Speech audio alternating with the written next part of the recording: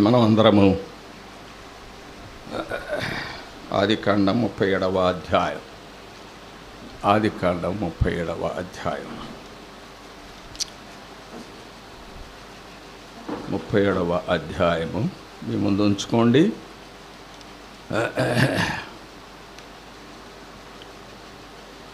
పదమూడవ వచనాన్ని చదవండి.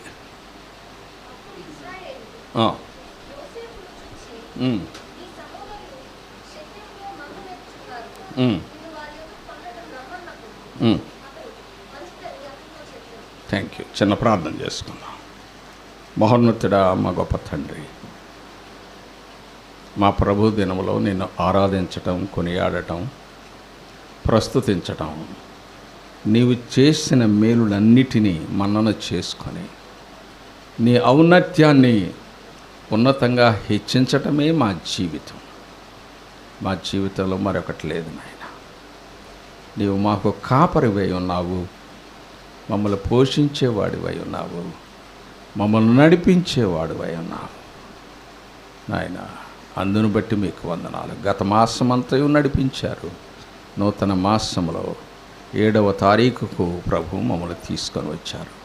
చేరువచ్చిన నీ బిడ్డలందరికీ నాయన నీ ప్రశస్త లేఖన భాగము నుండి నాయన వాక్యాన్ని విరిచి పంచిపెట్టమని మా రక్షకుడైన యేసుక్రీస్తు అమూల్య నామమున మిక్కిలి వినయముగా ప్రార్థించి వేడుకుంటున్నాను తండ్రి. ఆమేన్. ఈ భాగం మనకి తెలిసిందే, సందర్భం మనకు తెలిసిందే. అన్నలు బయటికి వెళ్ళారు 10 మంది. కుమారుడు తండ్రి దగ్గర ఉన్నాడు. అరే చాలా రోజులైంది బాబు, వీళ్ళు వెళ్ళి ఎక్కడికి పోయారో ఏందో సమాచారం లేదు, సెల్ ఫోన్ లేదు, పాడు లేదు. కాబట్టి నువ్వు వెళ్ళి వాళ్ళు ఎక్కడ ఉన్నారో కనుక్కో. అడ్రస్ లేదు. అడవిలోకి వెళ్ళారు, అడ్రస్ లేదు. అడవిలో అడ్రస్ ఎక్కడ ఉంటుందండి? పిన్ నెంబర్ ఉంటుందా? ఉండదు కదా. వెళ్ళి ఎతకమంటే ఎక్కడ? కానీ యోసేపు ఏమన్నాడు? మంచిది అన్నాడు. ఈ మంచిది అని చెప్పిన ఈ యోసేపు జీవితంలో జరిగిన మంచిని మనం చూద్దాం. మన పిల్లలు 4 సార్లు ఒక్క పని చెప్పు. ఆడికి చెప్పవే, చిన్నోడికి చెప్పవే, పెద్దోడికి చెప్పవే, ఆడికి చెప్పవే, ఈడికి చెప్పవే, నాకే చెప్తున్నావు అన్నీ అంటారు. మంచిదని ఎవరన్నా అంటారా? మన పిల్లలు అనరు. కానీ యోసేపు ఏమన్నాడు? మంచిది. ఎంత మంచి మాట అండి. ఇంకొక ఆయన కూడా అన్నాడు. మొదటి సమూయేలు గ్రంథం 9వ అధ్యాయము 10వ వచనం. మొదటి సమూయేలు గ్రంథం 9వ అధ్యాయము 10వ వచనం.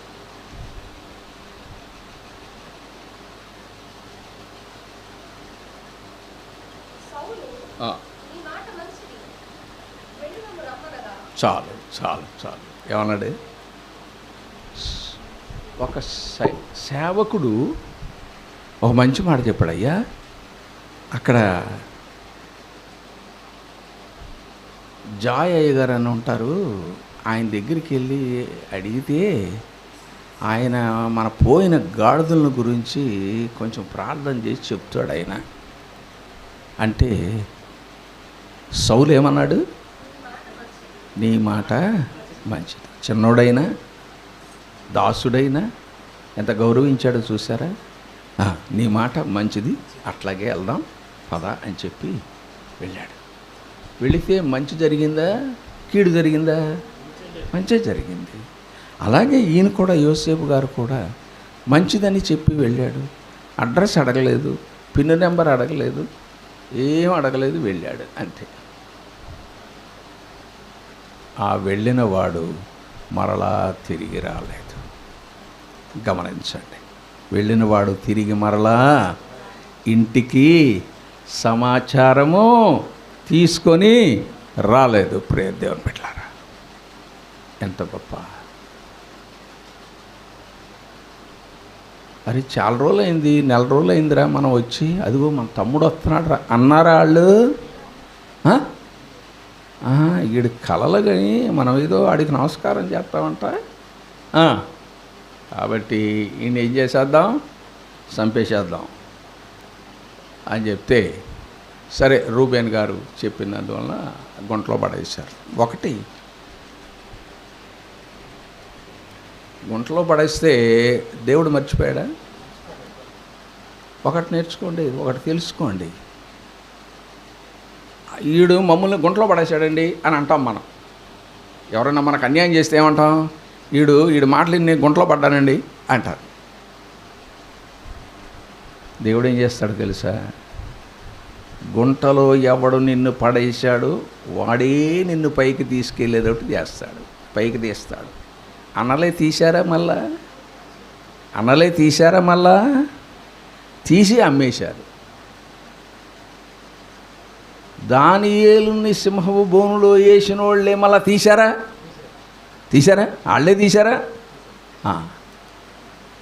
షడ్రక్ మేషక్ అబేద్నెగోను అగ్నిగుండంలో వేసిన వాళ్ళే మళ్ళీ తీశారా? వాళ్ళే తీశారు. ఎవరో తీలే, వేసినోడే తీశాడు. అలా చేస్తాడు మన ప్రభు. దేవునికి స్తోత్రం చెప్తారా? అది కాబట్టి ప్రభు అలా చేసే దేవుడు. మనం ఎవరి చేత ఆయన మోసపోతే దేవుడు ఏం చేస్తాడు? మరలా తిరిగి వాళ్ళ ద్వారానే మనకు మేలు కలుగజేస్తాడు. ప్రియ దేవుని బిడ్డలారా, అలాగే ఈయన వచ్చాడు, అన్నలను కనుక్కున్నాడు. ఆయన ఏమనుకున్నాడు?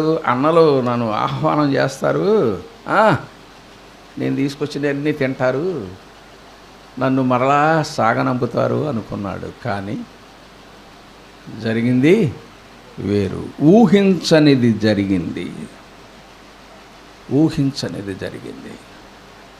అనుకోలే పాపం. అన్నలు ఇలా ఇంత కోపం పెట్టుకున్నారా అని అనుకోలేదు. ఒక్కోసారి మనం కూడా అనుకుంటాం. మన జీవితంలో కూడా అలా జరుగుతుంది. మనకు దగ్గరైన వాళ్ళు, అన్నదమ్ములైన వాళ్ళు, అక్క చెల్లెళ్ళైన వాళ్ళే ఏం చేస్తారు? మన మీద గోతులు తవ్వుతారు. యోసేపు అనుకోలేదు. కానీ ఆయనకి తెలుసు నా అన్నలు నా మీద పగబట్టి ఉన్నారు. అయినా కూడా తండ్రి మాట ప్రకారం వెళ్ళి మంచిది అన్నాడు. మేలు జరిగిందా? తండ్రి మాట వింటే మేలు జరుగుతుందండి. ఈయనకి మేలు జరిగిందా, కీడు జరిగిందా? ఎట్ట మేలు జరిగింది? ముందుకెళ్తే మేలు జరిగింది. చూసారా? ముందుకెళ్తే మేలు జరిగింది. అలాగే సౌలుకు కూడా మేలు జరిగింది. సరే, ఆయన అమ్మిన సంగతి ఇదంతా మనకు తెలుసు. అయితే ఆ తర్వాత ఏం చేశాడట? ఆయన అమ్మబడ్డాడు. మంచిది. ఏం చేస్తాడు? ఆయన అమ్మబడ్డాడు. అమ్మబడిన తర్వాత పోతేఫరు ఇంట్లోకి వెళ్ళాడు. పోతేఫరు ఇంట్లోనికి వెళ్ళాడు. ప్రియ దేవుని బిడ్డ, ఇంట్లోనికి వెళ్ళిన తర్వాత ఏం జరిగిందో చూడండి. 39వ అధ్యాయం 39వ అధ్యాయంలో 9వ వచనంలో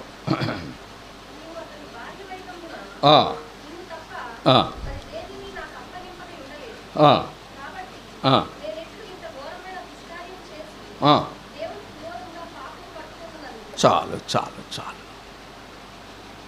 యోసేపు మొట్టమొదటిగా ఆ గృహంలో పలికిన మాట ఇది.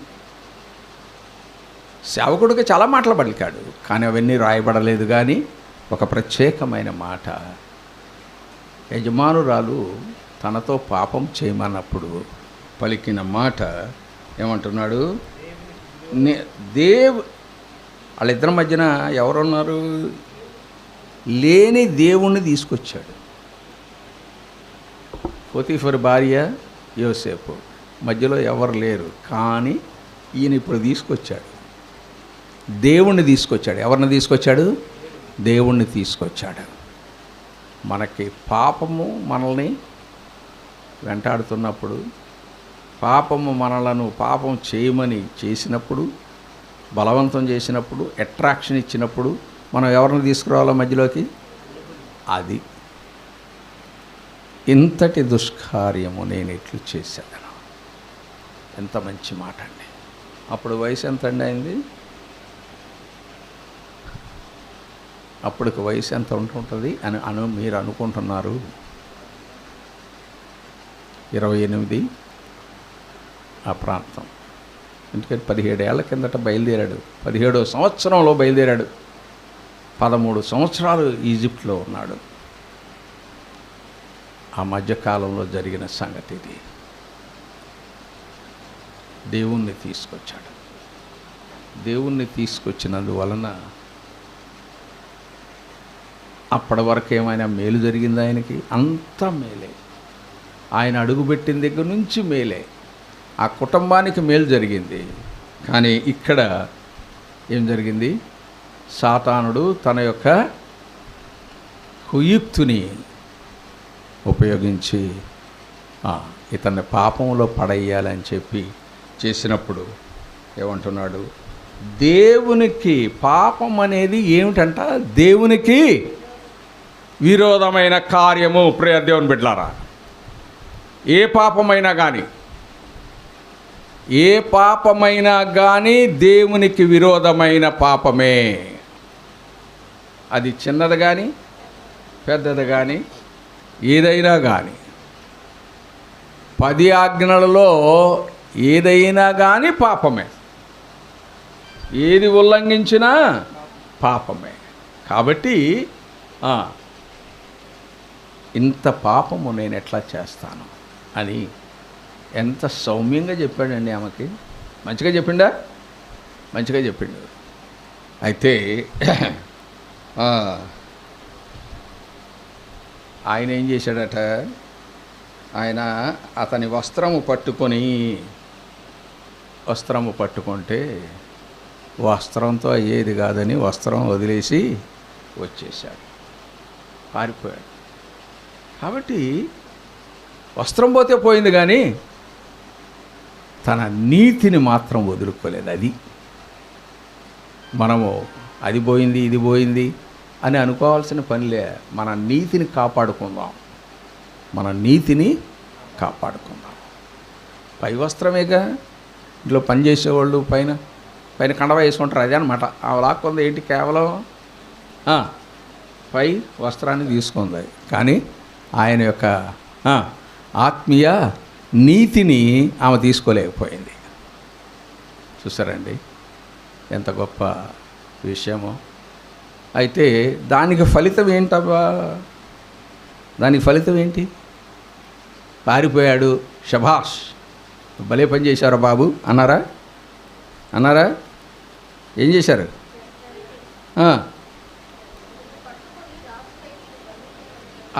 అది జైలు. ఆమె మాట శాసనం. కాబట్టి ఆమె ఏం చెప్పిందో అది శాసనం అయిపోయింది. ఈయన్ని జైల్లో పడేశారు. జైల్లో పడేస్తే కూడా అది కూడా నేను అంటాను అది కూడా మంచిదే అన్నాడు. అప్పుడు కూడా ఏమన్నాడు? జైల్లో పడేశారా? మంచిదే. ఎందుకని? ఏమో ఏ మేలు దాచి ఉంచాడో నాకు తెలీదు. గుంటలో పడేశారు, మంచిదే. శోధన వచ్చింది, మంచిదే. ఇప్పుడు జైల్లో పడేశారు, మంచిదే. ఏదైనా మంచిదే. మేము చదువుకునేటప్పుడు చెప్పాడు అంతా మన మంచికే అని. చూసారా? రాజుగారిని ఏదో కథ చెప్తారు, మరి మేము నాకంతగా గుర్తులేదు. ఆ చిటిక నీళ్ళేదో ఇదైతే కట్ అయితే అది మంచి. కాబట్టి అడవికి వెళ్తే మంచిదే అన్నాడంట మంత్రి. మంచిది అంటావు నువ్వు, జైలు అన్నాడు. కానీ జైల్లో పోవడం వల్ల మంచిదైంది ఆయనకి, లేకపోతే ఆయనకి బదులు ఇన్ని తీసేవాళ్ళు. కాబట్టి ఏదైనా మంచిదే. ప్రియదేవ మన దేవుని బిడ్డలుగా మనం అన్నీ మేలే జరుగుతాయని మనం అనుకోనకూడదు. కీడులో కూడా మేలును దాచి ఉంచే దేవుడు మన దేవుడు. కీడులో కూడా మేలు. నేను ఒకసారి మంచిది అన్నాను. ఆశ్చర్యపోకండి. ఏందబ్బా అయ్యగారు మంచిది అన్నాడంటే ఏందబ్బా అది అనుకుంటున్నారా? అన్నాను, మంచిది అన్నాను. నేను తెనాలిలో సబ్ ఇన్స్పెక్టర్గా పనిచేస్తున్నాను. మా నాన్నగారు ఫోన్ చేసి, నాయనా ఇక్కడ మన చర్చిలో మెంబరు ఆయన రైల్వే ఆఫీసర్ గారు, ఆయన కుమార్తెను నీకు చూసాంరా, నువ్వు 2 రోజులు సెలవు పెట్టి రారా అన్నాడు. చూశారు కదా, మీ ఇద్దరికి నచ్చింది కదా? నచ్చింది బాబు. సరే మంచిది, ముహూర్తం పెట్టేయండి అన్నాను. ఏంటిది మంచిది ముహూర్తం పెట్టే అంటే ఆయన అన్నాడు, మహా తెలివిగలడు మన ఆయన. అరే మమ్మల్ని గౌరవించి మంచిది అంటున్నావు, బాగుందిరా బాబు, కానీ ఆ పిల్లకు ఉంటుంది కదా నిన్ను చూడాలని. సబ్ ఇన్స్పెక్టర్ గారంటే 7 అడుగులు ఉంటాడు, గులియాతులాగా ఉంటాడని ఆమె అనుకుంటుంది కదా, ఆమె నిన్ను చూడాలి కదరా, అందుకు రారా అన్నాడు. అంటే సరే ఇక తప్పదు, ఇక వెళ్ళాలని సెలవు పెట్టొచ్చు. ఇప్పుడు ఆదివారం అండి, ఆదివారం సెలవు పెట్టొచ్చు. ఆదివారం కూడా మాకు పని దినాలే, సెలవు అంటూ ఏముండదు. అప్పుడు నేను ఇక్కడ ఉన్నాను, చర్చిలో ఉన్నాను. చర్చ్ చాలా పెద్దది, గాస్పుల్ హాల్ అని. ఆమెను ఎక్కడ ఇప్పుడు మేము అక్కడ టర్నింగ్ తిరిగాం, ఆ వీధి, ఆ టర్నింగ్ అంత దూరంలో ఆమె ఉంటే, అదిగోరా పాస్టర్ గారి అమ్మాయి పక్కన ఉంది, ఎస్తేరు చెల్లి ఉంది, ఆ చెల్లి పక్కన ఉన్న ఆమె మంచిది అన్నాను. ఏంటిది ఎక్కడండి? ఆ సందు చివర ఉన్న మన అది మా పెళ్లి చూపులు. ఆమెకేమో వదులు, మా అన్న గొట్టం పెయింట్ వేసుకున్నాడు చూడు, ఆయనే మా అన్న అన్నాడు. ఆమె కూడా మంచిదే అంటాడు. సరిపోయిందా? ఆమె కూడా ఉంది మంచిదే. ఇంకేం చేస్తాం, అయిపోయింది. వెళ్ళినాక వాళ్ళ అమ్మమ్మ పేరేంటో తెలుసా? తాల్మి. ఏంటి తాల్మి అంటే ఏంటి? ఓ మంచి పేర్లు అండి వాళ్ళకి, పాతోళ్ళైనా మంచి పేర్లు పెట్టుకున్నారు. తాల్మి. ఏమే చూసావా అబ్బాయిని? చూశాను కానీ అందంట. ఏంటే ఏమైందే అంటే, కొంచెం నల్లగా ఉన్నాడు అంటే, నల్లగా ఉన్నాడా? కడుక్కుని తాగుతావమ్మా? కడుక్కుని తాగుతావా? పెచ్చదాన, ఆ ఇంటికి మహారాణివి నువ్వేనే అన్నట్ట. మహారాణి అంటే ఎవరు లేరే వెనక ముందు నేను ఇబ్బంది పెట్టేవాళ్ళు. ఆడబిడ్డలు లేరు, బావలు లేరు, మరుదులు లేరు, ఎవరు లేరే. మహారాణి కాకపోతే ఏంది, నీ మాటేనే అక్కడ చెల్లేది. అంతేనంటావా? అప్పుడు ఏమకే అంతేనంటావా అందంట.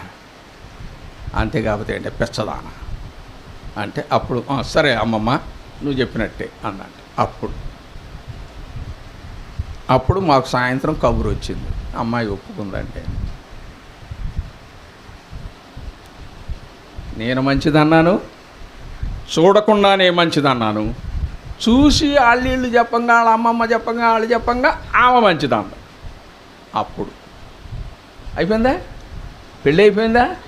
అయిపోయింది. సెప్టెంబర్ 6, 1973. ఓకే, అయిపోయింది. మంచిది. మాట మంచి ఇప్పుడులాగా ఏం లేరండి, మాట మంచి ఏం లేదుగా, అక్కడెక్కడో చూపించారు. మాకు ఈ ఫోటోగ్రఫీలు కూడా లేవండి, ఈ ఫోటోలు తీయలేదు అసలు, చర్చిలో ఫోటోలే లేదు. ఇంటికి వచ్చినాక మా మామగారు అన్నది, అయ్యా కొంచెం స్టూడియోకి వెళ్ళి ఫోటో దిగి వస్తారా అన్నాడు. మంచిదండి వెళ్ళి వస్తాం అని చెప్పి ఇద్దరం కలిసి కారులో బయలుదేరాం. కారులో బయలుదేరినాక అప్పుడు మొట్టమొదటి మాట ఆమె నాతో మాట్లాడింది, ఎన్నాళ్ళు సెలవు పెట్టి వచ్చారండి. ఏటది అది మా పలకరింపండి బాబోయ్. ఎన్నాళ్ళు సెలవు పెట్టి వచ్చారండి అంది. వారం రోజులండి అన్నాను. వారం రోజులు పెళ్ళి అయితే వారం రోజుల, నెల రోజులేరా? నెల రోజులు ఎవరు, వారం రోజులే. బెత్తరపోయిందండి. ఓ పోలీస్ అంటే ఇదే, వారం రోజులు పెళ్ళికి వారం రోజుల, నెల రోజులు ఇస్తారనుకున్నానండి అంద. ఇవ్వరండి అన్నాను. అక్కడ కూడా అండినే మళ్ళా. ఎందుకు కొన్ని గంటలేగా అయ్యింది పెళ్ళయ్యి. లేదండి. సరే మంచిదండి అంది. ఇంకేం చేస్తాం. కాబట్టి ప్రియ దేవుని బిడ్డలారా, మంచిది అని చెప్పడంలో, నేను ఈ మంచి అనే మాటను మీకు చెప్పడంలో ఒక గొప్ప మర్మం దాగి ఉంది. సరే, ఆయన మంచి అని చెప్పలేదు. యోసేపు ఏమన్నాడు? దేవుడు దుష్కార్యము ఎలా చేస్తాను అని దేవుని మధ్యలో తీసుకొచ్చాడు. తీసుకొచ్చిన తర్వాత ఎంత మేలు జరిగిందో చూసారా?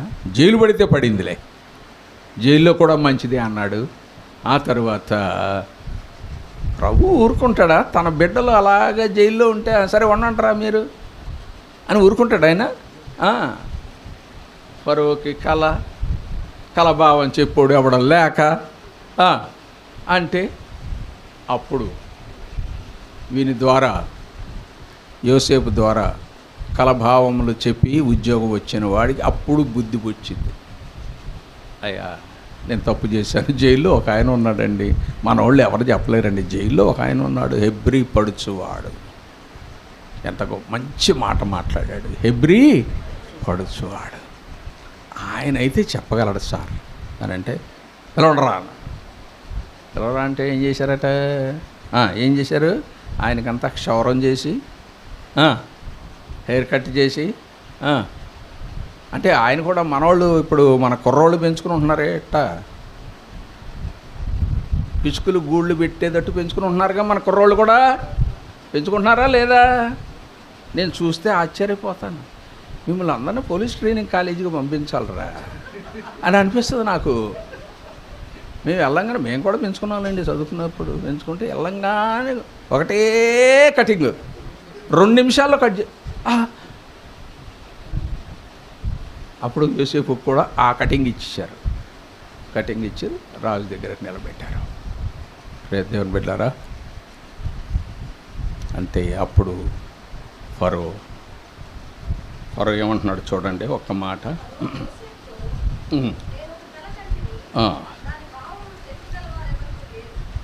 అదేనమ్మా. తర్వాత ఒక్క నిమిషం అమ్మా. 41వ అధ్యాయము 12 నుండి 16 వరకు ఉన్న భాగం చూడండి. 12 నుండి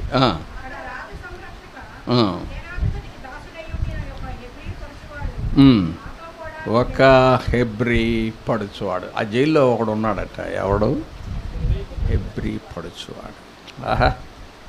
ఎవరి గురించి చెప్పలేదు, ఒక్కడే ఉన్నాడు. వాడు హెబ్రీయుడు, మన దేశస్థుడు కాదు.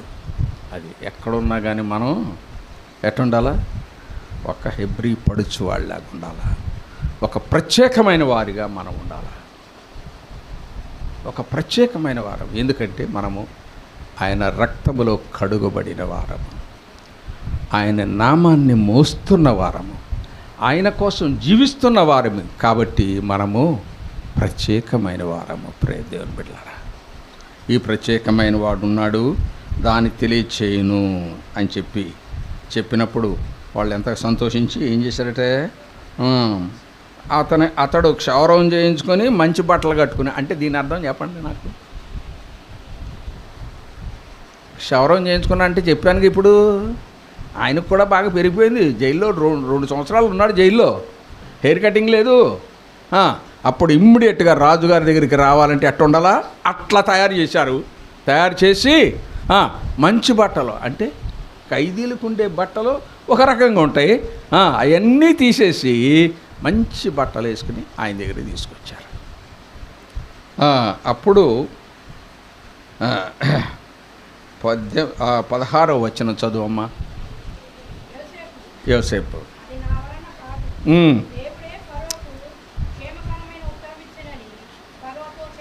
చాలు.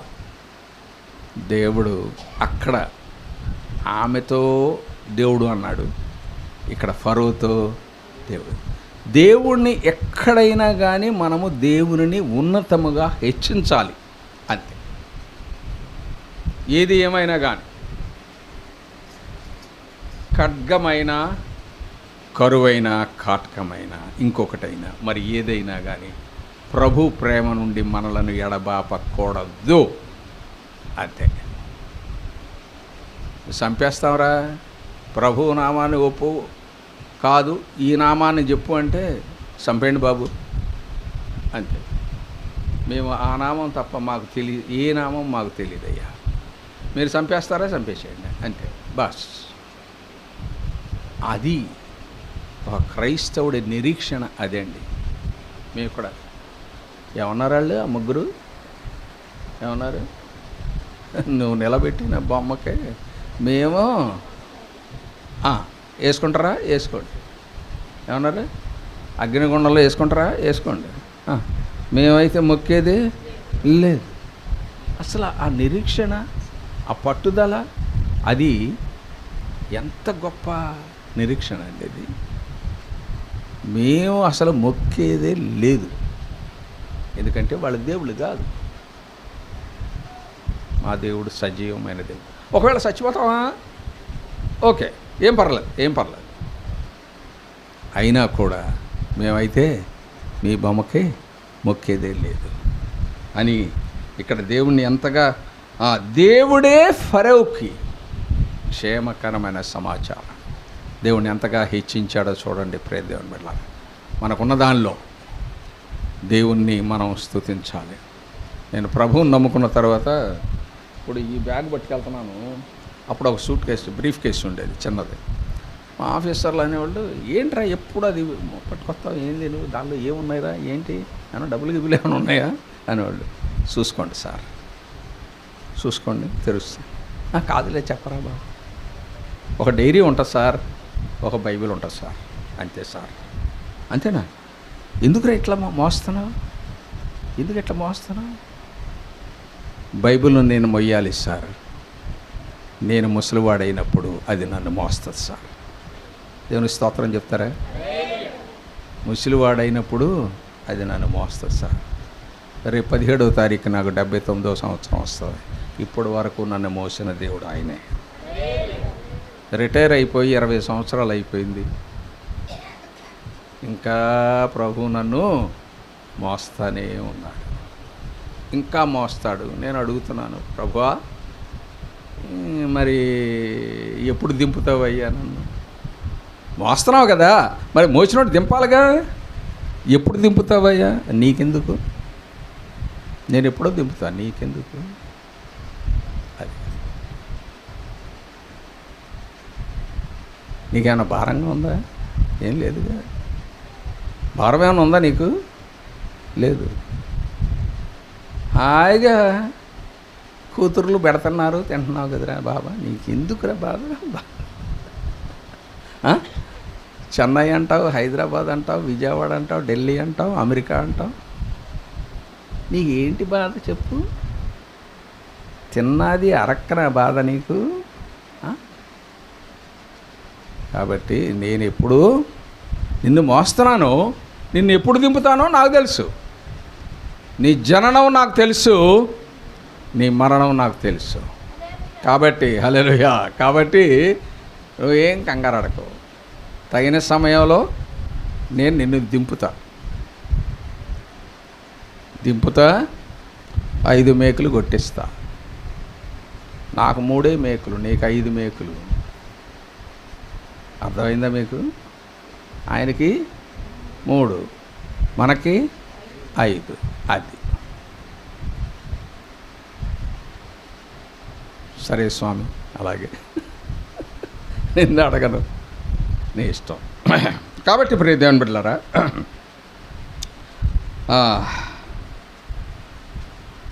45వ అధ్యాయం 45వ అధ్యాయము 52వ వచనములో 52వ వచనం చదవండి.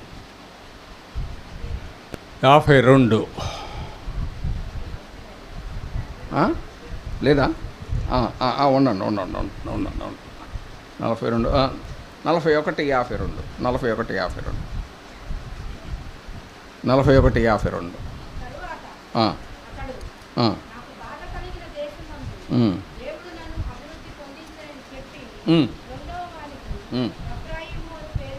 చాలు.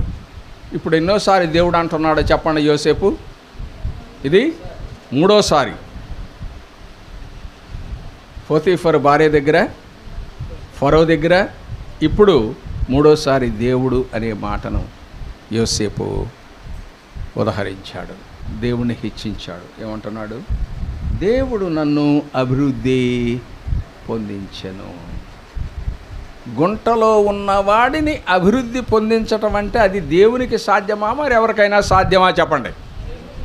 దేవునికే సాధ్యం. అంతేకాదు ప్రియ దేవుని బిడ్డలారా, ఇక్కడ ఆ చిన్న కుమారుడు అన్నీ తీసుకుని పోయాడు. నాది నాకు ఇచ్చే అన్నాడు. తండ్రి ఏం మాట్లాడకుండా సైలెంట్గా ఇచ్చేశాడు. ఏం మాట్లాడాలి, ఒక్క మాట కూడా మాట్లాడాలి. తండ్రి ఒక్క మాట మాట్లాడినట్లేదు. ఆడు వెళ్ళిపోయేటప్పుడు వెళ్ళిపోయాడు. మళ్ళా వస్తున్నాడు. తండ్రి చూపులు వెళ్ళిన దారినే చూస్తూ ఉన్నాయి. నా కుమారుడు రాకపోతాడా అని. వస్తాడు, నా కుమారుడు వస్తాడు, చూస్తా. గుర్తుపట్టిన తండ్రి, ఆడు ఉన్న స్థితిలో గుర్తుపట్టిన తండ్రి. మనం ఉన్న స్థితిలో మనల్ని గుర్తుపట్టే తండ్రి ఆయన. నువ్వు ఏ స్థితిలో ఉన్నా నిన్ను గుర్తుపడతాడు. తిరిగి వచ్చి త్రాహిమాం క్రీస్తునాథ దయచూపారావే అంటే ఆయన త్రాహిమాం అని ఎప్పుడన్నావో అప్పుడు నిన్ను అన్నీ క్షమించాడు. అయిపోయింది మొత్తం. వచ్చేవాడు ఏమన్నాడు? వాడు పెద్ద డైలాగులు వేసుకొచ్చాడు. తండ్రి నీకు విరోధంగాను నేను పాపం చేసిన అంతకంటో పాఠం చేసుకుంటా వస్తున్నాడు. తండ్రిని చూసినాక ఆ పాఠం ఏం చెప్పనివ్వలేదు అసలు. ఆయన ఏమన్నాడు? వీడికి బాబు చెప్పులు లేవు, ఆ ఉంగరం కూడా తాకట్టు పెట్టాడో అమ్ముకున్నాడో తెలీదు, ఆ బట్టలు కూడా మాసిపోయినాయి, అవి కూడా అమ్ముకున్నాడో ఏందో మరి, ఆ లెనిన్ సెంటర్లో అమ్ముకున్నాడు ఏందో మరి. అన్నీ ఫ్రెష్ తీసుకురండి, వీడికి తొడిగించండి. ఎన్నాళ్ళయిందో నా బిడ్డ ఇక్కడ ఉన్నప్పుడు తిన్నాడు, ఎన్నాళ్ళయిందో, మంచి విందు తయారు చేయండి అన్నాడు. చూసారా? ఈ మాట యోసేపు చెప్పిన మాట వాడు చెప్పగలిగాడా? చెప్పండి. ఏమన్నాడు యోసేపు? ఏమన్నాడు ఇక్కడ? నాకు బాధ కలిగిన దేశం మందు. బాధపడ్డాడు. ఇక్కడ బాధపడ్డాడా లేదా? 17 సంవత్సరాలు బాధపడ్డాడు. 17 సంవత్సరాలు బాధపడిన తర్వాత నాకు బాధ కలిగిన దేశమందు దేవుడు అభివృద్ధి పొందించెను. మరి వాడు వెళ్ళాడుగా. ఎవరు? చిన్న కుమారుడు వెళ్ళాడుగా. మరి వాడు బాధ నొందాడు కదా. ఆ బాధ నొందిన దేశంలో దేవుడు వాడిని అభివృద్ధి చేశానని చెప్పగలిగాడా? యోసేపు చెప్పిన మాట వాడు చెప్పగలిగాడా? చెప్పలేదు. ఎందుకని? తండ్రికి విరోధంగా వెళ్ళాడు. కానీ యోసేపు తండ్రి మాటకు లోబడి మంచిది అని చెప్పి వచ్చాడు. కాబట్టి ఆయన జీవితం అంతా మంచి జరుగుతుంది. ఇది మంచేనా? ఇది మంచి జరిగిందా? మంచి. ఇంకోటి పైన చూడాలా. ఫరో 45వ వచనం. మరియు ఫరో పైకి రండి. మరియు ఫరో యోసేపునకు నేహు అని పేరు పెట్టి అతనికి ఓను యొక్క యాజకుడైన పోతీఫరు కుమార్తె ఆసనత్తునిచ్చి పెళ్లి చేశాను. వాడికి అక్కడ పెళ్ళయింది. ఎవరికి? చిన్న కుమారుడికి పెళ్ళి అయింది. అక్కడ అయిందా లేదా? ఆ డబ్బులన్నీ పోగొట్టుకున్నాక పెళ్ళి కాక ఏముంది ఆడికి? అది ఆడికి పెళ్ళి అయింది, ఈయనకి పెళ్ళి అయింది. ఈయనకంట ఒక యాజకుడు, ఫరో దేశ యాజకుడి కుమార్తెనిచ్చి పెళ్లి చేశారు, ఆసనత్తు అని. నా పేరులో యోసేపు ఉండాలండి, జోసఫ్ నా పేరు, జోసఫ్ స్టాలిన్ పురుషోత్తం. నా పేరులో జోసఫ్ ఉంటే నేను మా నాయన్ని అడిగాను, నా పేరులో జోసఫ్ ఉంది కదా, ఏం పేరు కొంచెం మారుద్దాం ఆసనత్తు అని అంటే, వద్దురా బాబా, ఎందుకు ఇట్టాడి పనులు చేస్తావు నువ్వు? వాళ్ళు ఏదో తల్లిదండ్రులు ముద్దుగా పెట్టుకున్న పేరు నువ్వెందుకురా తీసేస్తావు, వాళ్ళు బాధపడతారా బాబు అంతేనంటావా? అంతే, వద్దురా, వాళ్ళ పేరు పెట్టుకున్నారుగా, పెట్టుకొని పాపం మంచి పేరే పెట్టుకున్నారు కదరా, వర్జినియా వసంత అని. మరి ఎందుకురా నువ్వు తీసేయకరా బాబా, లేనిపోయింది, వాళ్ళ తల్లిదండ్రులు బాధపడతారు, వాళ్ళు కన్నీళ్ళు పెట్టుకుంటారు, మేము పెట్టిన పేరు తీసేశారని అంటే వాళ్ళని బాధ పెట్టకూడదులే అని చెప్పి వదిలేశాను. లేకపోతే ఈ పేరు పెట్టాలా, ఈ పేరు పెట్టాలా? నేను ఇప్పుడు చెప్తున్నాను, నాకు పెద్ద మనవడు ఉన్నాడు, పెద్ద కూతురికి పెద్ద కొడుకు మనవడు, వాడి పేరు అహరోను. వాడికి పెళ్లి చేస్తే వాడి కూతురు పుడితే ఆసనత్ అని పేరు పెట్టాలా? అప్పుడు నేను చనిపోవాలని ఉన్నాను. వాళ్ళకి అందరికీ చెప్తున్నాను, నా కూతుర్లందరికీ చెప్తున్నాను, మీ పెద్ద కుమారుడికి ఆసనత్తును పెళ్లి చేసి కూతురు పుడితే ఆమెకు ఆసనత్ అని పేరు పెట్టి ఆ తర్వాత నేను పోతానన్నా. కాబట్టి నీకు ఆడికి పెళ్లి చేయమంటున్నారు వాళ్ళు. ఎందుకమ్మా ఆడికి పెళ్లి చేయాలంటే, నువ్వు పోతానన్నావు కాబట్టి, ఆడికి పెళ్లి చేయమంటున్నారు. కాబట్టి దేవుని బిడ్డలారా, ఎంతగా ఆశీర్వదించబడ్డాడు. ఒక దేశాధినేత ఆయనకి పేరు మార్చాడు, దేశాధినేత ఆయనకి పేరు మార్చాడు. కానీ ఆ పేరుతో ఆ దేశంలో పిలిచారేమో కానీ జీవ గ్రంథంలో మాత్రం ఆ పేరు ఇంకెన్నడూ ఉదహరించబడలేదు. నా బిడ్డలందరికీ ఆ నీహు అనే పేరు పెట్టాడు మా నాయన. పేరులో ఆఖరి పేరు ఏముంటుంది? నీహు. నా బిడ్డలందరికీ నీహు అని ఉంటుంది, 6 బిడ్డలకి. ఆయన యోసేపు, సరే నీ ఆశ అట్లా తీర్చలేదు, నేను ఇట్లా తీరుస్తాను రా అని మనవరాళ్ళందరికీ ఈ పేర్లు పెట్టాడు. నీహు పేరంతా పెట్టి ఆఖరిలో నీహు అన్నాడు. సరే కానీ అయ్యా కానీ. కాబట్టి దేవుని బిడ్డలారా, అయిపోయిందా? ఇక్కడ వరకు అయిపోయిందా? ఇంకా అస్సలు సంగతికి వచ్చాను. ఇదంతా ఉపోద్ఘాతమే. మీరు అనుకుంటారు ఈయన 1 గంట 2 గంటల దాకా చేశాడు అనుకుంటున్నారు. ఏమీ అక్కర్లేదు, తొందరగానే ముగిస్తా. ఎన్నాళ్ళు బ్రతికాడో చూడండి ఆయన, ఎన్నాళ్ళు బ్రతికాడో చూడండి ఆయన.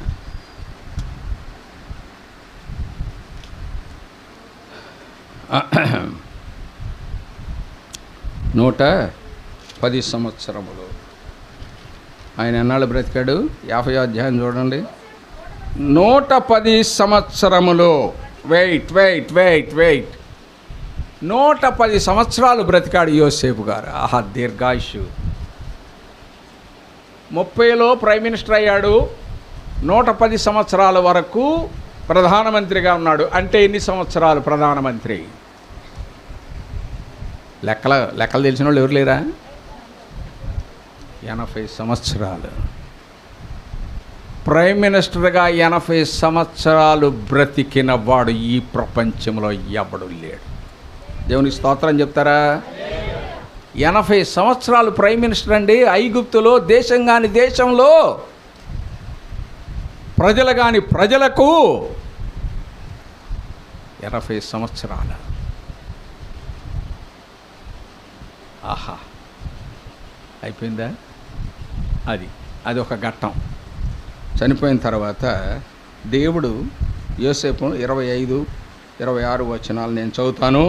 మరి యోసేపు, దేవుడు నిశ్చయముగా మిమ్మల్ని చూడవచ్చును, అప్పుడు నా ఎముకలను ఇక్కడ నుంచి తీసుకొని పోవాలని చెప్పి ఇశ్రాయేలు కుమారుల చేత ప్రమాణం చేయించుకొనెను.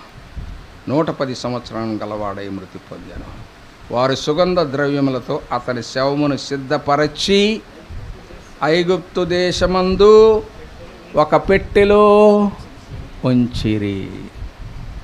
మేము ఇజ్రాయెల్ దేశానికి వెళ్ళినప్పుడు ఐగుప్తు దేశాన్ని కూడా దర్శించాం. ఐగుప్తు దేశంలో ఫరోలు చనిపోయిన వాళ్ళందరినీ ద్రావకంలో పెట్టించేస్తారు. ఇప్పటికి కొన్ని వేల సంవత్సరాల నుంచి ద్రావకంలో ఉన్నాయి. వాళ్ళ పిల్లలు, భార్యలు, వాళ్ళు, మనవాళ్ళు అందరూ చచ్చిపోయిన వాళ్ళందరూ ద్రావకాల్లో పెట్టించారు. లాభం ఏంటి? జీవం లేని ఎందుకు లాభం లేని చూసారా? అయితే ఒక పెట్టెలో ఉంచిరి. ఇంతవరకే కథ. ఓకే, ఉంచిన తరువాత 300 ఇశ్రాయేలీయులు ఎంతకాలం పనిచేశారు అక్కడ? 430 సంవత్సరములు. 430 సంవత్సరాలు ఆ సమాధి పెట్టి అక్కడే ఉంది. ఎక్కడుంది? ఐగుప్తులోనే ఉంది 430 సంవత్సరాలు. ఆ తరువాత నిర్గమాకాండ గ్రంథం 1వ అధ్యాయంకి రండి. 1వ అధ్యాయం 8వ వచనంలో, అప్పుడు యోసేపును ఎరుగని క్రొత్త రాజు ఐగుప్తును ఏలనారంభించెను. అంటే నేను పురుషోత్తమని ఈ తరానికి తెలుసు, నా మనవాళ్ళ తరానికి తెలుసుది, వాళ్ళ పిల్లల తరానికి తెలియదు. నా మనవాళ్ళకి నన్ను చూడరు కాబట్టి పురుషోత్తమ ఎవడో ఉన్నాడంట, మా తాత ముత్తాత ఎవడో ఉన్నాడంట అనుకుంటాడు. అట్లా ఒక 200 సంవత్సరాల పైన ఎరగని రాజు వచ్చాడు. ఇప్పుడు ఎంత చెప్పండి? అక్కడ 430 సంవత్సరాలు, ఆ తర్వాత 200 సంవత్సరాలు వేసుకోండి. 250 సంవత్సరాలు వేసుకోండి. ఎన్ని సంవత్సరాలు? 630 సంవత్సరాలు. ఎక్కడుంది శవం? ఎక్కడుంది? ఐగుప్తులో పెట్టెలోనే ఉంది. ఎన్ని సంవత్సరాలు ఉంచుతారా? ఇవాళ చచ్చిపోతే రేపు తీసేయండి అంటారు, అంతేనా? రేపొద్దున కల్లా తీసేయండి అంటారా? కానీ యోసేపు యొక్క భౌతిక కాయం, చనిపోయిన కాయాన్ని 630 సంవత్సరాలు అక్కడ ఉంచారు. అప్పుడు బయలుదేరింది. మళ్ళీ బయలుదేరింది. అది ఎన్ని సంవత్సరాలు? నడక ఎన్ని సంవత్సరాలు? 40 సంవత్సరాలు. అరణ్యములో 40 సంవత్సరాలు. ఇప్పుడు ఎంత అయింది చెప్పండి? 600. ప్రపంచంలో ఎక్కడైనా ఉందండి 670 సంవత్సరాలు ఒక శవాన్ని పెట్టెలో పెట్టి అలా భద్రపరిచారు. దాన్ని సమాధి చేయలేదు. 40 సంవత్సరాలు అయిన తరువాత 40 సంవత్సరాల ప్రయాణం తరువాత ఆయన్ని సమాధి చేశారు. ఎక్కడ చేశారో చూడండి. యెహోషువ గ్రంథం ఆఖరి అధ్యాయం. యెహోషువ గ్రంథం ఆఖరి అధ్యాయం.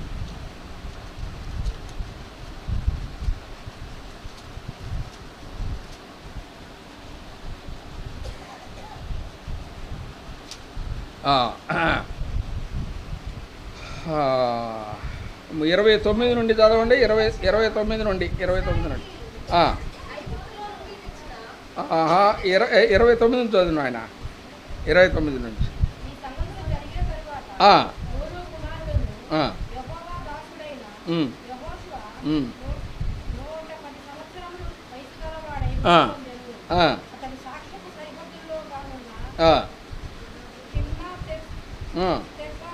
తిమ్నాత్రహర్లో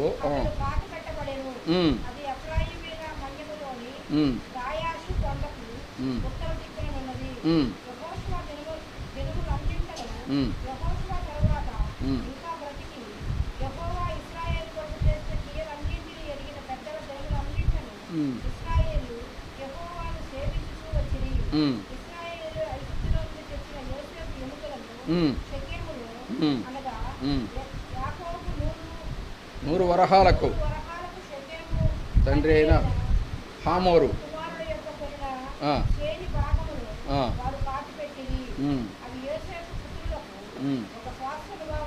చాలు చాలు చాలు.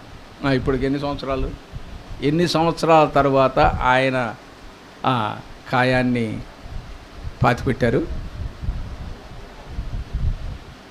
670 సంవత్సరాలు. ఎవరన్నా ఉన్నారా? ప్రపంచంలో ఎవరైనా ఉన్నారా? ఇలా పాతి పెట్టబడిన వారు ఎవరైనా ఉన్నారా?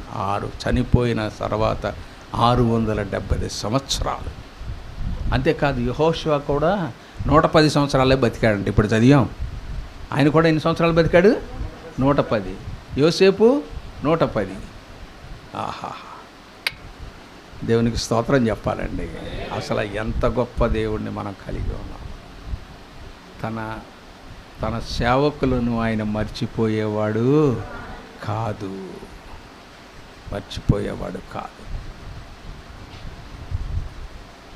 ఆ తర్వాత మరి 38లో 33లో కూడా ఉంది. మరియు అహరోను కుమారుడైన ఎలియాజరు మృతి పొందినప్పుడు ఎఫ్రాయిముల మన్యమందు అతని కుమారుడైన ఫీనెహాసుకు ఇవ్వబడిన ఫీనెహాసు గిరిలో జనులు అతని పాత. ఇక్కడ ఈ 3 మరణాలు ఈ అధ్యాయంలో ఉన్నాయి. 3 మరణాలు. ఒకటి అహరోను, యోసేపు, తర్వాత యెహోషువ, ముందు యెహోషువ, తర్వాత యోసేపు, ఆ తర్వాత ఎలియాజరు, యాజకుడైన ఎలియాజరు. కాబట్టి ప్రియ దేవుని బిడ్డలారా, దేవుడు తన ప్రజలను మర్చిపోడు అనే దానికి సాదృశ్యము. మరి ఈయన్ని గుంటలో దోసేసిన వాళ్ళంతా ఎప్పుడూ పోయారు. వాళ్ళ గురించి తెలియదు. కానీ ఈయన్ని గురించి ఎక్కడ తెలిసింది? ఎక్కడ? యెహోషువ గ్రంథంలో కూడా ఆయన మరణమును గురించి వ్రాయబడినది. భక్తుల మరణము అమూల్యమైనది. ఆయన భక్తుల మరణము అమూల్యమైనది. ఆయన తన భక్తులను ఊరికనే ఇచ్చాడు. మోషేని ఏం చేశాడు? 120 సంవత్సరాల్లో రమ్మన్నాడు, పిస్కా కొండ ఎక్కువ అన్నాడు. అక్కడ ఆయనే దిగి వచ్చి ఆయన సమాధి చేశాడు. మోయాబు ప్రాంతంలో ఆ కొండెక్కి చూసాం. పెద్ద లోయ, ఎటు తిరిగి చూసిన లోయ. ఆ లోయ అవతల మనకి యోర్దాను నది కనిపిస్తుంది. అక్కడ చూపించాడు. ఇక్కడ నుంచి అక్కడ చూపించాడు. మీకు గుర్తు రావాలి నేను చెప్పింది. ఆ బిడ్డకు అర్థమైపోయింది. ఇక్కడుండి అక్కడ చూపించాడు. ఇక్కడ నుంచి అక్కడ చూపించాడు. ఏంటి? అదిగో వాగ్దాన దేశం. యోర్దాను నది దాటిన తరువాత ఉండి ఆ దేశాన్ని నీ ప్రజలైన వారికి ఇస్తున్నాను నేను అని చెప్పి దేవుడు వాగ్దానం చేశాడు. మోషేకు చూశాడు, ఆయనే సమాధి చేశాడు. కాబట్టి ప్రియ దేవుని బిడ్డలారా, ఆయన కార్యములు బహు ఆశ్చర్యములు. ఆయన తన వారిని విడువడు, ఎన్నడూ ఎడబాయడు. ఆయన కోసం చిన్న పని చేస్తే ఆయన విడిచిపెట్టే దేవుడు కాదు. మనం మర్చిపోవచ్చు. మనం చేసిన మేలు, ఇతరులకు మనం చేసిన మేలు మనం మర్చిపోవచ్చు, కానీ ఆయన మర్చిపోయేవాడు కాదు. జీవగ్రంథములు అన్నీ లిఖితములై ఉంటాయట. దాన్ని బట్టి దేవుని బిడ్డలారా, ఎంత గొప్ప దేవుడు అయ్యా. 670 సంవత్సరాలు నీ దాసుని దాచిపెట్టావా? ఎంత గొప్ప దేవుడవు నీవు. 670 సంవత్సరాలు ఈ లోకంలో ఎవరు లేరు నాయన. 80 సంవత్సరాలు ప్రైమ్ మినిస్టర్గా ఉంచావా? ఈ లోకంలో ఎవడు లేడు బాబు, ఎవడో లేడు. నరుని ఆయుష్ 70 సంవత్సరంలో, అధిక బలం ఉంటే 80 సంవత్సరాలు. అంటే నాకు ఏదో కొంచెం అధిక బలం ఉందనుకుంటాను, అందుకని కొంచెం ఇక్కడ దాకా లాక్కొస్తున్నాడు. ఇక ఆ తర్వాత కాదు. కాబట్టి ప్రియ దేవుని బిడ్డలారా, ఆయన యందు నమ్మిక ఉంచిన వారిని అన్నడు ఆయన విడువడు, మరువడు, ఎడబాయడు. విడువడు, మరువడు, ఎడబాయడు. మర్చిపోడు ఆయన, మర్చిపోడు ఆయన. ఎక్కడున్నా కానీ పిలుస్తాడు. మోషే 40 సంవత్సరాలు అక్కడ అరణ్యంలో ఉన్నాడు. మర్చిపోయాడా? ఇక్కడ హత్య చేసి వెళ్ళిపోయాడు. మర్చిపోయాడా? ఆ 40 సంవత్సరాలు ఏంటనుకున్నారు మీరు? ఏమిటి జరిగింది? 40 సంవత్సరాలు ఏంటి చేశాడు ఆయన? గొర్రెలు మేపాడండి. అసలు ఏమిటి? 40 సంవత్సరాలు దేవుడే శిక్ష వేశాడు ఆయనకి. హత్యకు 40 సంవత్సరాలు శిక్ష వేశాడు. ఆ శిక్షలో తరబీదు ఇచ్చాడు. అది మనం శిక్ష అనుకోవచ్చు, కానీ ఆ శిక్షలో తరబీదు ఇచ్చాడు ఆయనకి. ఇంకా ఉన్నారా బాబు, వాళ్ళందరినీ నువ్వు నడిపించాలా? 20 లక్షల మందిని నువ్వు బయటికి తీసుకురావాలా, నడిపించాలా? నీకు తరబీదు ఇస్తున్నాను. గొర్రెలను మేపితేనే కదా. గొర్రెలు ఎట్లా పోయేది, ఎట్లా తిరిగేది, ఎట్లా కరిసేది, ఇవన్నీ నీకు తెలియాలి కదా. వీళ్ళు అరణ్యంలో నీకు చూపిస్తారులే ఇవన్నీ అని తరబీదు చేశాడు. కాబట్టి ఆయన తరబీదు చేస్తే దేవుడు విడిచిపెట్టే దేవుడు కాదు, మర్చిపోయే దేవుడు అంతకంటే కాదు. కాబట్టి యోసేపు యొక్క జీవితంలో ఆయన పెట్టిని 40 సంవత్సరాలు లాక్కొచ్చింది ఎవరో చెప్పండి?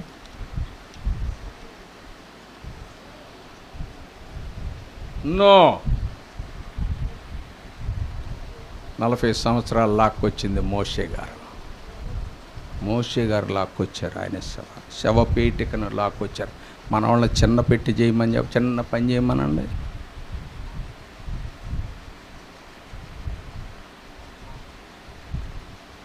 ఏమయ్యా, చిన్న పని చేయమనండి. కానీ మోషే అంత పెద్దవాడు. ఐగుప్తు శాస్త్రం అంతా చదివాడు. అన్నీ ఆల్ ఎంఎస్సీస్, ఆల్ ఎంకామ్స్. ఐగుప్తులో ఉన్న ఆయన చదవని చదువు లేదంట. కానీ దేవుడు అన్నాడు, అవన్నీ విడిచిపెట్టరా బాబు, విడిచిపెట్టు. ఇప్పుడు ఒకటి నేర్చుకోవాలి నువ్వు. ఏంటంటే గొర్రెలను గాయటం నేర్చుకోవాలి. ఏంటండి, నేను ఎంఏ పిహెచ్డి చదివి వచ్చాను. ఈయన అనొచ్చు నాకు 8 ఎంఏ డిగ్రీలు ఉన్నాయి అంటే అన్నాడు, నువ్వు రావయ్యా, 8 ఎంఏ డిగ్రీలా పక్కన పెట్టవయ్యా, ఏ కొండూరుకు రావయ్యా, అక్కడ వాళ్ళు ఉన్నారు, ట్రైబల్స్ ఉన్నారు, వాళ్ళ మధ్యన సేవ చెయ్యి అన్నాడు. వచ్చాడా లేదా? మరేది మరి మోషే కూడా 40 సంవత్సరాలు ట్రైనింగ్ ఇచ్చాడా లేదా? ఇచ్చాడు. నీ ఐగుప్త జ్ఞానాన్ని మర్చిపో, అదేమి నాకు ఉపయోగపడేది లేదు. నేను ఇచ్చే జ్ఞానం నీకు కావాలా? నేను ఎక్కడ ఇస్తాను? హోరేబులో ఇస్తాను. అక్కడ కొండలో తిరుగు బాబు, తిరిగితే నేను అక్కడ ఇస్తాను నీకు జ్ఞానం. ఇచ్చాడా లేదా? ఆ జ్ఞానాన్ని బట్టి అందరిని నడిపాడు. కాబట్టి అట్లా జ్ఞానము పొందిన ఆయనని, దేవుని చేత నడిపించబడిన ఆయన అన్నాడు, చిన్న పని చెప్పాడు. ఏంటి? ఈ యోసేపు పెట్టిని ఎన్ని సంవత్సరాల్లో లాగాల నువ్వు? 40 సంవత్సరాలు లాగాలి నువ్వు. ఎన్ని సంవత్సరాలు? అలాగే సార్, 4 గంటలు లాగమని చెప్పండి మన వాళ్ళు. ఏదన్నా 4 గంటలు లాగమని చెప్పండి. 40 సంవత్సరాలు లాగాడండి మహానుభావుడు మోషే. 40 సంవత్సరాలు లాగాడు. నేర్చుకుంటే మంచిది. మన ప్రభువు కూడా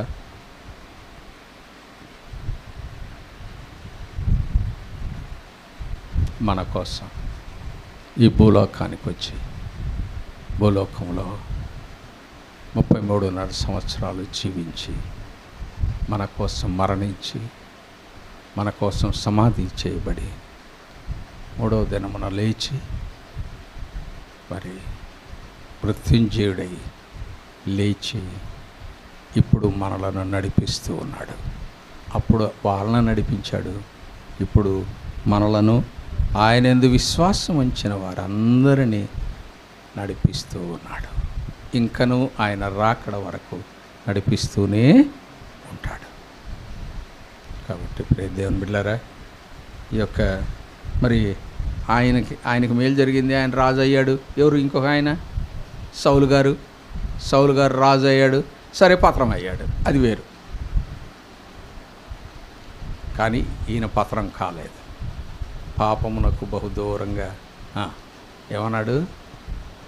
ఇంతటి దుష్కార్యము నేను ఎలా చేస్తాను,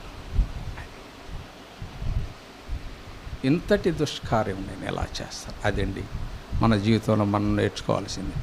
ఆ దుష్కార్యం ఏదైనా, అది ఏమైనా, అది ఆ పాపమే కావచ్చు, ఇంకోటి కావచ్చు, ఏదైనా దుష్కార్యము ఇంకెన్నడూ మన చేతులకు, మనం నిరపరాధులుగా ఈ లోకంలో మనము జీవించాలి. అది జీవించినప్పుడు దేవుడు ఏమంటాడు? బలా నమ్మకమైన మంచి దాసుడా, నీకోసం సిద్ధపరిచిన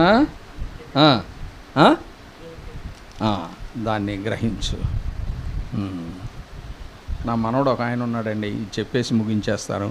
హైదరాబాద్లో ఉన్నాడు మనవడు, చాలా తెలివైనోడు, ఎంటెక్ అదే బీటెక్ 3rd year చదువుతున్నాడు. నా రెండో కూతురు పెద్ద కొడుకు. వాడు అమ్మమ్మ హ్యాపీగా ఉందాయా, నీ దెబ్బగా తట్టుకోలేక వెళ్ళిపోయింది పెద్దలకండ అంటాడు. అరే ఏం చేశాను రా బాబా నేను, మీ అమ్మమ్మని ఏం చేశాను కొంచెం అడుగునాయినా నువ్వు అంటే అంటాడు. ఏంటంట నువ్వు క్రిమినల్, నువ్వు మా అమ్మమ్మని 5 సంవత్సరాలు 5 సంవత్సరాలు కడుపు మూసేటట్టు చేసావు నువ్వు, 6 బిడ్డను. నేను చేయబట్టే కదరా నీకు తల్లి వచ్చింది. నేను మీ అమ్మమ్మని అట్లా ఇబ్బంది పెట్టబట్టే కదా నీకు తల్లి వచ్చింది. కరెక్టే, మాకు తల్లి వచ్చింది అంటాడు. అరే మీ అమ్మమ్మకి మంచి ఇల్లు ఇచ్చాడురా ప్రభు అక్కడ అంటే, ఇల్లు ఇచ్చాడు, మా అమ్మమ్మకి మంచి ఇల్లు ఇచ్చి ఉంటాడు అక్కడ. మరి నేను చచ్చిపోతే నాకు ఇస్తాడా? ఇస్తాడు అంటాడు. ఇస్తాడంటాడు. ఇంకో ప్రశ్న ఏమి వేస్తానని చూస్తూ ఉంటాడు. ఇస్తాడా? ఇచ్చిన తర్వాత మరి ఆమెకేమో ఇండియాలో ఇచ్చాడనుకో, నాకు అమెరికాలో ఇచ్చాడనుకో, నేనేమంటాను ప్రభు దగ్గరికి వెళ్ళి, అయ్యా ఎందుకు మమ్మల్ని ఎట్లా సపరేట్ చేసావు, నన్ను కూడా ఇండియాలో అక్కడే పాయకాపురంలో పెట్టవచ్చు కదా అని అడుగుతాను రా. అడిగి ఏం చేస్తావు? మీ ఇద్దరం కలిసి ఉంటాను. ఏంటి పరలోకంలో కూడా మీ ఇద్దరు కలిసి ఉంటారా అంటే మమ్మమ్మను వదలవన్నమాట నువ్వు. ఆమెకు అక్కడ కూడా విశ్రాంతిని బాబా ఆమెకి అంటాడు. అంత జోకులు అమ్మాను వాడు. కాబట్టి దేవుని బిడ్డలారా, మనం నిత్య నివాసంలో ఉండాలంటే మనం ఈ లోకంలో అనింద్యులుగా జీవించాలి. అనింద్యులుగా జీవించినప్పుడు నిత్య నివాసంలో మనము ఒక్క మాట యెషయా గ్రంథం 37వ అధ్యాయము అనుకుంటాను. యెషయా గ్రంథం 37:17 చదవండి, క్లోజ్ చేసేద్దాం. 37:17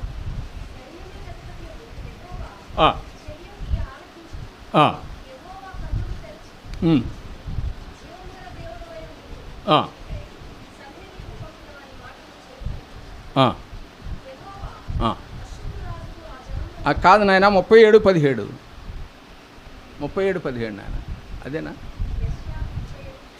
ఎజరా కాదు నాన్న, యెషయా.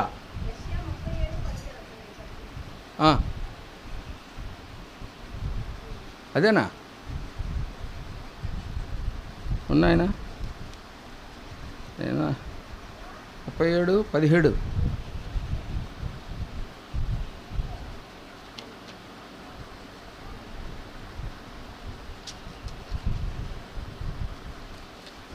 ఉన్నాయనా?